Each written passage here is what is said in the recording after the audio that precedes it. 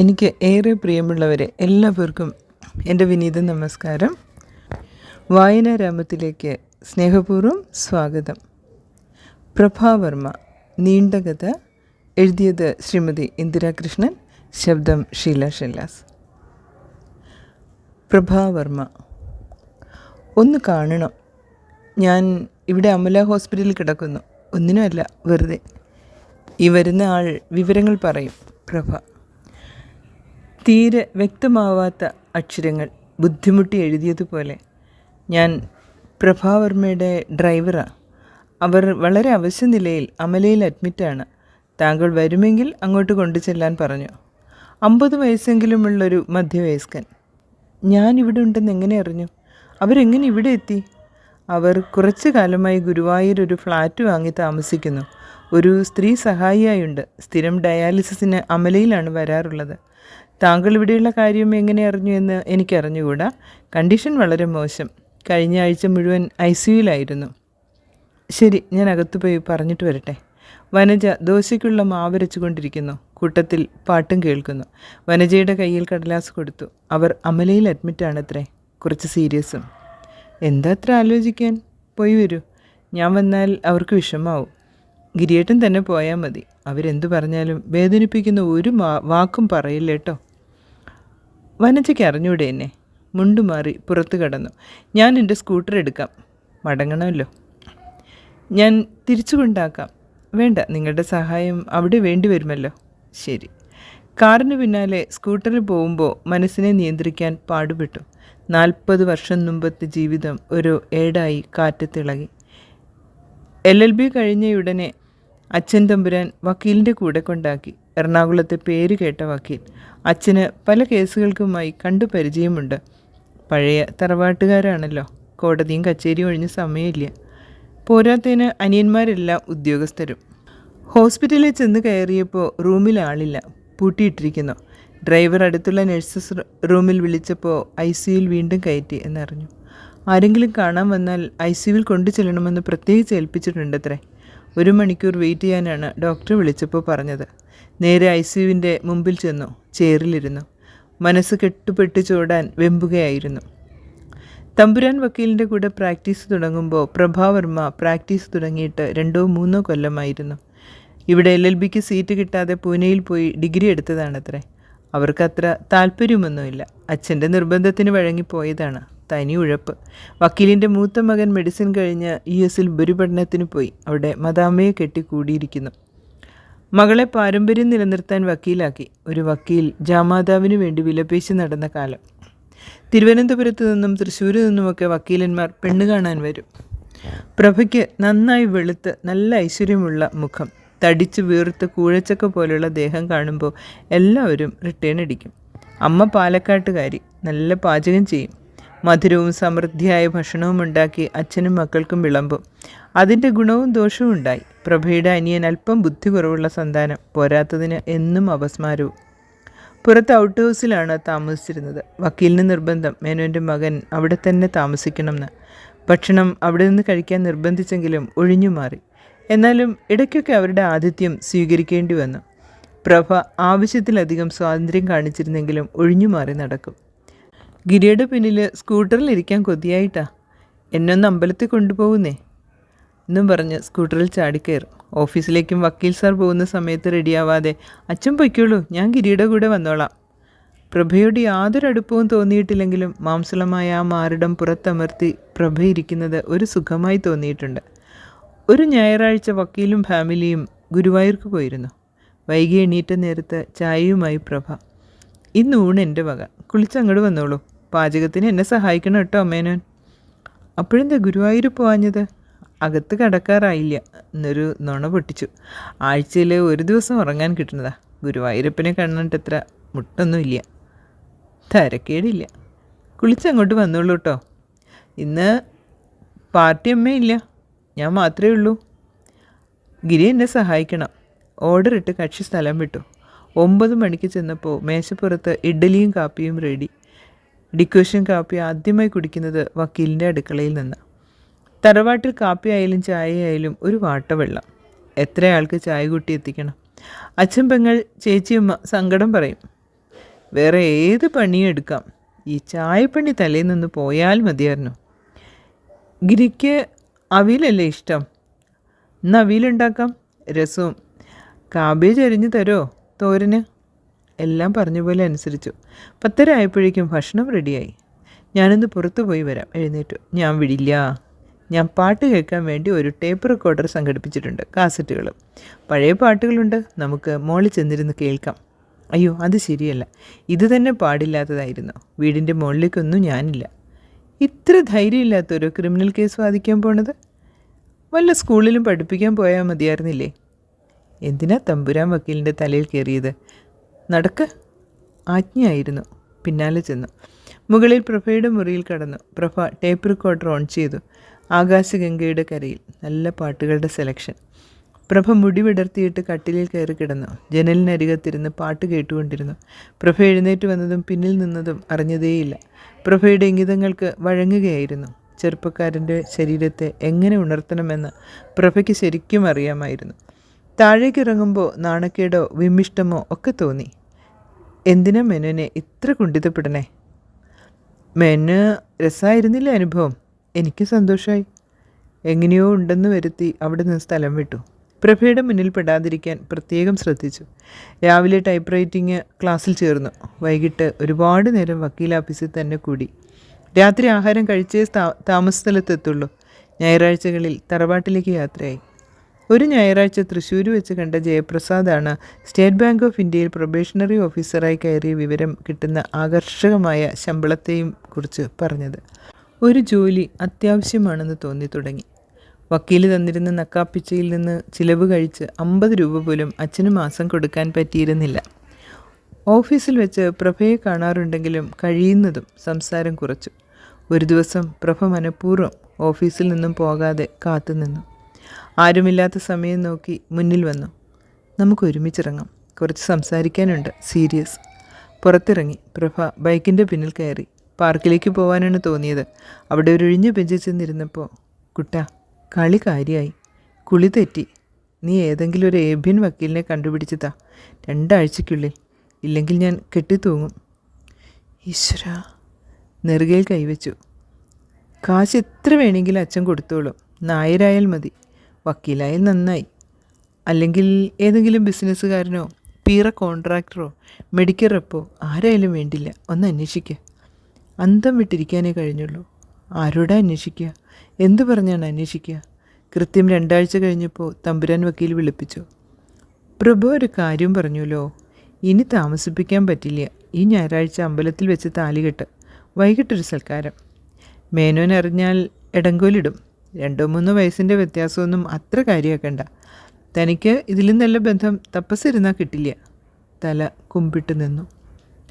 അന്ന് രാത്രിയിൽ മരണത്തെക്കുറിച്ച് ചിന്തിച്ചു. പാവം അമ്മയുടെ മുഷിഞ്ഞ മുണ്ടുടുത്ത് കഴുത്തിൽ കറുത്ത ചരടിൽ കോർത്ത ഏലസിട്ട രൂപവും മെലിഞ്ഞ കൈകളിൽ കണ്ണിലെ ദൈന്യവും ഓർത്തപ്പോൾ, ഇല്ല, എന്തും സഹിക്കും. അച്ഛനും അമ്മയ്ക്കും വേണ്ടി. ഞാനോ നീയോ എന്ന മട്ടിൽ വളരുന്ന അനിയത്തിമാർക്ക് വേണ്ടി. ഒടിഞ്ഞു വീഴാറായ അച്ഛനു വേണ്ടി. ഇല്ല, മരിക്കില്ല. അങ്ങനെ പ്രഭാവർമ്മയുടെ ഭർത്താവും തമ്പുരാൻ വക്കീലിൻ്റെ ജാമാതാവുമായി ഔട്ട് ഹൗസിലെ താമസം പത്മവിലാസത്തിലേക്കായി. പത്മിനി അമ്മയുടെ കൈപ്പുണ്യം കലർന്ന നല്ല ഭക്ഷണം കഴിക്കാറായി. അതുമാത്രം വ്യത്യാസം. വക്കീൽ ഓഫീസിലെ സ്ഥാനത്തിന് മാറ്റമില്ല. നക്കാപ്പിച്ച വരുമാനം തന്നെ. പ്രഭയുമായുള്ള ജീവിതവും ഒരു സന്തോഷം തന്നില്ല. 2 ആഴ്ച കഴിഞ്ഞപ്പോഴേക്കും ഒരു ദിവസം രാവിലെ, എനിക്ക് വയറുവേദനയാണ്, കുട്ടൻ പൊയ്ക്കോളൂ, അച്ഛനോട് ഞാൻ പറഞ്ഞോളാം. ഡോക്ടറെ കാണണ്ടേ? ഞാൻ കൂടെ വരാം. വേണ്ട, അമ്മയെ കൂട്ടി പൊയ്ക്കോളാം.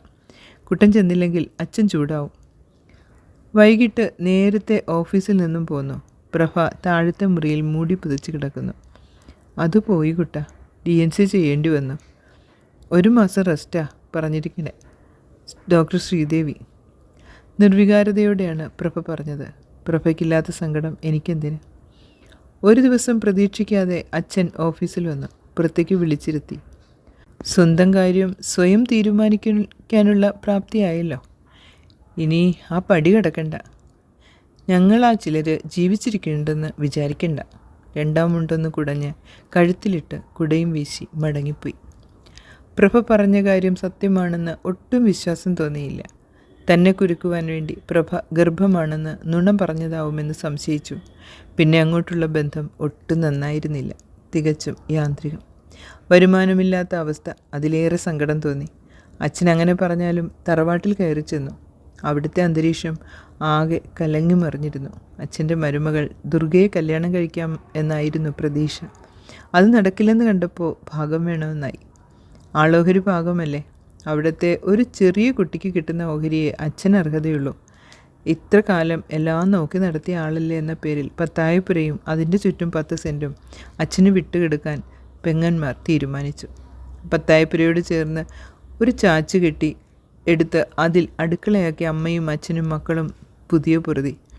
3 പറയ്ക്ക് നിലവും 13 സെൻറ്റ് പറമ്പും അച്ഛൻ്റെ ഓഹരി. 5 വയറ് കഴിയണം. മൂത്ത അനിയത്തി ഡിഗ്രി പാസ്സായിരുന്നു. എന്തോ ഭാഗ്യം, അവൾക്ക് എംപ്ലോയ്മെൻറ്റിൽ നിന്ന് പാലക്കാട്ട് ഒരു ഗ്രാമത്തിലെ സ്കൂളിൽ ടെമ്പററിയായി ജോലി കിട്ടി. 150 രൂപ ശമ്പളം. അമ്മയുടെ വീട്ടിൽ താമസമായതുകൊണ്ട് ചിലവുമില്ല. എല്ലാ ആഴ്ചയും അവൾ വരുമ്പോൾ അമ്മമ്മ ചുമക്കാവുന്നത്ര അരിയും കൊടുത്തയക്കും. വീട് പുലർത്തേണ്ട മൂത്ത മകൻ്റെ ഗതികേട് ഓർത്തപ്പോൾ സങ്കടം തോന്നി. അവളാണ് പറഞ്ഞത്, അടുത്ത വർഷം കോളേജ് തുറക്കുമ്പോൾ പഠിച്ചിരുന്ന കേരളവർമ്മ കോളേജിലൊന്ന് പോയി നോക്കാൻ. ഡെമോൺസ്ട്രേറ്ററായി ഡിഗ്രിക്കാരെ വയ്ക്കുന്നുണ്ട്. കൂട്ടത്തിൽ ഒരു ഇംഗ്ലീഷ് MA പ്രൈവറ്റായി എടുക്കാൻ ഏട്ടന് ബുദ്ധിമുട്ടുണ്ടാവില്ല. 100 രൂപയ്ക്ക് മേൽ ശമ്പളം കിട്ടും. ഏതെങ്കിലും ട്യൂട്ടോറിയലിൽ ക്ലാസ് എടുത്താൽ താമസ ചെലവിനുള്ള കാശും തരാവും. ജൂൺ 1-ാം തീയതി മുതൽ വരില്ല എന്ന കാര്യം തമ്പുരാൻ വക്കീലിനോട് പറഞ്ഞപ്പോൾ കയർത്തു. അട്ടിപ്പിടിച്ച് മെത്തേ കിടത്തിയ അട്ട പൊട്ടക്കുളം തേടും. ഒന്നും മറുപടി പറഞ്ഞില്ല. പ്രഭയ്ക്ക് വലിയ ആക്ഷേപമൊന്നും കണ്ടില്ല. അതിനിടയ്ക്ക് റിസർവ് ബാങ്കിൽ ടെസ്റ്റ് എഴുതിയിരുന്നു. ഓഫീസർ ടെസ്റ്റ് തന്നെ. കിട്ടുമെന്ന് പ്രതീക്ഷ ഒട്ടും ഉണ്ടായിരുന്നില്ല. മദ്രാസിൽ പോസ്റ്റിങ്. പ്രഭയോട് യാത്ര പറഞ്ഞിറങ്ങി. വീട് വാടകയ്ക്കെടുത്താൽ വിളിക്കാം, സമ്മതമാണെങ്കിൽ കൊണ്ടുപോകാം. ICUവിൽ നിന്ന് സിസ്റ്റർ പുറത്തു വന്നു. അവർ ഇടയ്ക്കിടയ്ക്ക് വന്നോ എന്ന് ചോദിക്കുന്നു. ആരും ഉദ്ദേശിച്ചാ? ആൾ വന്നിട്ടുണ്ട്, ഡ്രൈവർ. അരമണിക്കൂർ കഴിയട്ടെ, ഒന്നുകൂടി സ്റ്റേബിളായിട്ടാവാം, ഞാൻ വിളിക്കാം. സിസ്റ്റർ തിരിഞ്ഞു നടന്നു. ഞാൻ വൈഫിനെ ഒന്ന് വിളിച്ച് പറയട്ടെ, ഡ്രൈവറോട് പറഞ്ഞ് പുറത്ത് കടന്നു. വനജയെ വിളിച്ച് വിവരം പറഞ്ഞു. ഞാൻ ഓട്ടോ സുരേഷിനെ കിട്ടുമെന്ന് നോക്കട്ടെ, അവൻ്റെ കൂടെ ഞാനും കാറിൽ വരാം. മടക്കം നമുക്ക് കാറിലാവാം. അവൻ സ്കൂട്ടർ വീട്ടിലെത്തിച്ചോളും. അല്പം കഴിഞ്ഞ് വിളിക്കാം. തിരിച്ച് ICUവിൻ്റെ മുമ്പിലെത്തി. ഡ്രൈവർ അവിടെ തന്നെ ഇരിപ്പുണ്ട്. ആരെങ്കിലും അറിയിച്ചോ? ആരെ അറിയിക്കാനാ? ഞാനും സാറും മാത്രമേ അവർക്ക് അറിയിക്കാനുള്ളൂ. അതെന്താ, വിവാഹം കഴിഞ്ഞില്ലേ? പിന്നെ അതൊക്കെ ഉണ്ടായി. ഒരലവലാതി വക്കീലിനെ കൊല്ലത്ത് നിന്ന് തപ്പിയെടുത്തു. നല്ല കാശും മുടക്കി. ആദ്യമൊക്കെ ഭയങ്കര ഷൈനിങ് ആയിരുന്നു. പണക്കാരുടെ കേസേ എടുക്കുള്ളൂ. ജഡ്ജിയെയോ എതിർഭാവം വക്കീലിനെയോ പണം കൊടുത്ത് സ്വാധീനിക്കും. അങ്ങനെ കുറച്ചൊക്കെ പിടിച്ചു നിന്നു. എല്ലാ ജഡ്ജിമാരും ഒരുപോലെ അല്ലല്ലോ. ചിലപ്പോൾ അടി കിട്ടുന്ന കേസൊക്കെ വന്നിട്ടുണ്ടത്രേ. ദുശ്ചിലവ് അധികവും. വക്കീൽ അദ്ദേഹം ഹാർട്ട് അറ്റാക്ക് വന്ന് മരിച്ചു. അതോടെ പ്രാക്ടീസ് നിർത്തി. ഒരു കൂട്ടുകാരനും കൂടി ഫ്ലാറ്റ് കൺസ്ട്രക്ഷൻ ഇറങ്ങി. ആദ്യം വക്കീൽ ഓഫീസ് നിന്ന സ്ഥലം വിറ്റു. പ്രഭചേച്ചിയുടെ ബാങ്ക് ബാലൻസ് വെടുപ്പാക്കി. ആയിടയ്ക്കാണ് ഞാനവിടെ ചെന്നെത്തുന്നത്. ഒന്നും പറയാതിരിക്കുന്നതിൽ ഇനി അർത്ഥമില്ലല്ലോ. പ്രഭചേച്ചിയുടെ അച്ഛൻ്റെ മോൻ തന്നെ ഞാനും. വേറെയും കാണും മക്കൾ. അങ്ങനൊരു വിദ്വാൻ. എൻ്റെ അമ്മ അവിടുത്തെ വേലക്കാരിയായിരുന്നു. പ്രഭചേച്ചിയുടെ അമ്മയുടെ നാട്ടുകാരി. അബദ്ധം പറ്റിയെന്നറിഞ്ഞപ്പോൾ എൻ്റെ മൂത്തച്ഛനെയും അമ്മാമ്മയും വരുത്തി ഒരു വീട് വാങ്ങി ആലുവാക്കെടുത്ത് ഒരു ഗ്രാമത്തിലേക്ക് മാറ്റി. മുത്തച്ഛന് ഒരു ചായക്കടി ഇട്ട് കൊടുത്തു. പോരാത്ത പണവും ചിലവിന് കൊടുത്തിരുന്നു. ഇതൊന്നും തന്തപ്പടിയും പ്രഭചേച്ചിയും അറിഞ്ഞിരുന്നില്ല. പ്രഭചേച്ചിയുടെ അമ്മയ്ക്ക് എറണാകുളത്ത് തന്നെ അവരുടെ അച്ഛൻ കൊടുത്ത സ്ഥലം ഉണ്ടായിരുന്നു. അതിലൊരു ബാങ്കും 4-5 കടമുറികളും ഉണ്ടായിരുന്നു. അതിൻ്റെ വരുമാനമൊന്നും വക്കീൽ വാങ്ങിയിരുന്നില്ല. ആ വരുമാനം കൊണ്ടാണ് വീട്ടുകാര്യങ്ങളൊക്കെ നടന്നിരുന്നത്. മരുമകൻ വക്കീൽ വന്നപ്പോൾ കാര്യമൊക്കെ മാറി. എന്നും കാശിന് വേണ്ടി കടിപിടി, അത്യാവശ്യം ദേഹോപദ്രവം. ഞാൻ പ്രീ ഡിഗ്രിക്ക് തോറ്റ് നിൽക്കണ കാലം എന്നെ വിളിച്ചു വരുത്തി ഡ്രൈവിങ് പഠിപ്പിച്ചു. കാറിലെ ഡ്രൈവറും, വാടക പിരിവ്, പറമ്പിലെ തേങ്ങ ഇടിക്കൽ, ബാങ്കിൽ പോവൽ, പ്രൈവറ്റ് സെക്രട്ടറി ആക്കി. ആയിടയ്ക്കാണ് അമ്മ, ഞാൻ അങ്ങനെയാ നേത്തിയാരമ്മയെ വിളിച്ചിരുന്നേ, പറയണത് എൻ്റെ ജന്മകഥകളൊക്കെ. പത്മവിലാസം ബംഗ്ലാവ് അമ്മയുടെ തനിയെ പേരിലായിരുന്നു. അത് എൻ്റെയും പ്രഭചേച്ചിയുടെയും കൂടെ പേരിലാക്കി. ഒരിക്കലും അവളെ കൈവിടരുത്. നിൻ്റെ മൂത്ത ജ്യേഷ്ഠത്തിയാണ്, അവൾക്ക് ആരുമില്ല എന്ന് പറഞ്ഞ് സത്യം ചെയ്യിച്ചു. 24 വയസ്സുള്ളപ്പോൾ എന്നെക്കൊണ്ട് കല്യാണം കഴിച്ചു. ഭാര്യയ്ക്ക് NSS സ്കൂളിൽ പണം കെട്ടി ജോലി വാങ്ങിച്ചു കൊടുത്തതും അമ്മ തന്നെ. അമ്മയുടെ പേരിലെ എളമക്കരയുള്ള സ്ഥലവും വാടക കിട്ടിയിരുന്ന ബിൽഡിങ്ങുകളും അടികൂടി പ്രവചിച്ചിട്ട് പേരിലാക്കി. അവരെ കൊണ്ട് എവിടേക്കോ ഒപ്പിടിച്ചു. ഫ്ലാറ്റ് കൺസ്ട്രക്ഷനാണെന്നൊക്കെ പറഞ്ഞ് ഒരു ബിൽഡേഴ്സിൻ്റെ പേരും പറഞ്ഞിരുന്നു. വെള്ളം അടിച്ച് ബിൽഡിങ്ങിൻ്റെ മീതെ നിന്ന് വീണ് ആൾ പോവുകയും ചെയ്തു. അന്വേഷണത്തിൽ സ്ഥലം അയാൾക്ക് വിലയാധാരം കൊടുത്തേണെന്ന് അവർ. പണം ഏതുവഴി പോയി എന്നും അറിയില്ല. ആൾ മീതേന്ന് വീണ് മരിച്ചതാന്ന് തീരാധാരം നടന്നതായി പറയണതും. അയാളുടെ കൂടെ കൂടിയ ശേഷം പ്രഭചേച്ചി നന്നായി മദ്യപിച്ചിരുന്നു. കേസിനും കൂട്ടത്തിനും പോകണ്ടെന്ന അമ്മ. വക്കീലന്മാർക്കും തിന്നാൻ കൊടുക്കണ്ടല്ലോ, പോയത് പോയി. അമ്മയുടെ പേരിൽ കിടന്നിരുന്ന പണത്തിൻ്റെ പലിശ കൊണ്ട് ഒതുങ്ങി ജീവിച്ചു. വക്കീൽ മരിച്ചതോടെ പ്രഭചേച്ചി നേരെയായി. വെള്ളമടി നിർത്തി. അമ്പലത്തിൽ പോവലും ഭാഗവതവും ഗീതയും അങ്ങനെ തുടങ്ങി. അമ്മ അധികം ഇരുന്നില്ല, അറ്റാക്കായിരുന്നു. പിന്നെ എറണാകുളത്ത് നിൽക്കാൻ ചേച്ചിക്ക് ഒട്ടും താല്പര്യമില്ലായിരുന്നു. ഗുരുവായൂർ 2 ഫ്ലാറ്റ് വാങ്ങി, 1 വാടകയ്ക്ക് കൊടുത്തു. അമ്പലവും വായനയുമായി ജീവിതം. തീർന്നില്ല, കഷ്ടം. ഷുഗർ കൂടി, കിഡ്നി പോയി, ഡയാലിസിസായി. പാലക്കാട്ടിൽ നിന്ന് ഒരു സ്ത്രീ തുണയ്ക്കുണ്ട്. ഞാൻ ഒറ്റയ്ക്ക് കൂട്ടിയാൽ പറ്റാണ്ടായി. അമ്പലത്തിൽ വെച്ച് ആരോ പറഞ്ഞാണ് സാറ് തൃശ്ശൂർ വന്നതറിഞ്ഞത്. കഴിഞ്ഞ ആഴ്ച. അന്ന് തുടങ്ങിയതാ ഒന്ന് കാണണം, മാപ്പ് പറയണം എന്ന്. ഫോൺ ബില്ലടിച്ചു. വനജ തന്നെ. കാറ് പാർക്ക് ചെയ്ത് മെഡിക്കൽ ICUവിൻ്റെ മുമ്പിലേക്ക് വന്നോളൂ. ICUവിൻ്റെ മുമ്പിൽ വാതിൽ തുറന്ന് നഴ്സ് ഡ്രൈവറുടെ അടുത്ത് വന്നു എന്ന് ചോദിച്ചു ബഹള. ഡോക്ടർ പറഞ്ഞു വിളിച്ച് കാണിച്ചോളാൻ. സാറ് ഇവരോടൊപ്പം വെക്കോളൂ. ICU കയറുമ്പോൾ അറിയാതെ ദേഹം കുഴയുന്ന പോലെ നഴ്സ് കാണിച്ചു തന്ന ബെഡിനടുത്തേക്ക് ചെന്ന് നിന്നു. എന്ത് പറയണം, എന്ത് ചെയ്യണം എന്നറിയാതെ. സിസ്റ്റർ കയ്യിലൊന്ന് തട്ടിയപ്പോൾ കണ്ണു മിഴിച്ചു. കണ്ണു മാത്രം പഴയതുണ്ട്. ആകെ മാറിയ രൂപം. മാപ്പെന്ന വാക്ക് മുഴുവനാവും മുമ്പ് കണ്ണടച്ചു. ജീവൻ പോയതാവണം. ഒരു ചേഷ്ടയും കാണിച്ചില്ല. ഒന്ന് വിറച്ചോന്ന് സംശയം. നിങ്ങൾ പുറത്തു പൊക്കോളൂ, ഡോക്ടർ വിളിക്കട്ടെ. നഴ്സ് നടന്നു.